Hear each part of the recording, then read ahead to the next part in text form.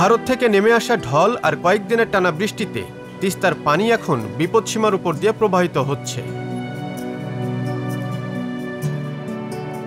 রংপুর, নীলফামারী ও লালমনিরহাটের নিম্নাঞ্চলের অনেক বসতবাড়িতে উঠেছে পানি। রাস্তাঘাট ডুবে যাওয়ায় যোগাযোগ বিচ্ছিন্ন হয়ে পড়েছে ওইসব অঞ্চল। পানির চাপ বেড়ে যাওয়ায় বন্যা নিয়ন্ত্রণ বাঁধগুলো ঝুঁকিতে পড়েছে। এরই মধ্যে অর্ধশতাধিক গ্রাম প্লাবিত হয়ে অন্তত ৩০,০০০ মানুষ পানিবন্দী হয়ে পড়েছে। পানিবন্দী পরিবারগুলো খেয়ে না খেয়ে দিনাতিপাত করছেন। আর এই নিয়ে অষ্টমবারের মতো বন্যার কবলে পড়ল তিস্তা পারের মানুষ।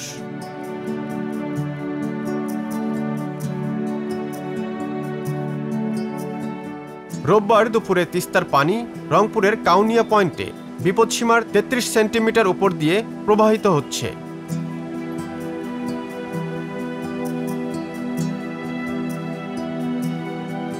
উত্তরাঞ্চলের সব নদ নদীর পানির পাশাপাশি বিলের পানি বৃদ্ধি অব্যাহত আছে। এতে নিম্ন অঞ্চল প্লাবিত হয়, বসতবাড়ি ও রাস্তাঘাট ভাঙনের ঝুঁকিতে পড়েছে।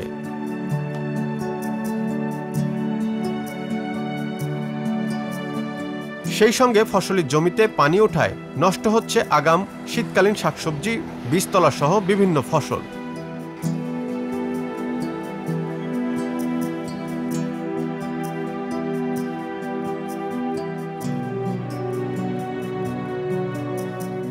পানি উন্নয়ন বোর্ড বলছে, দুপুরের দিকে পানি সামান্য কমলেও সন্ধ্যা থেকে তিস্তার পানি আবার বাড়তে পারে।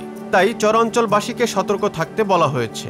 বিষয়টি গুরুত্ব সহকারে নিয়ে ইতিমধ্যে পানি উন্নয়ন বোর্ডের সবার ছুটি বাতিল করা হয়েছে।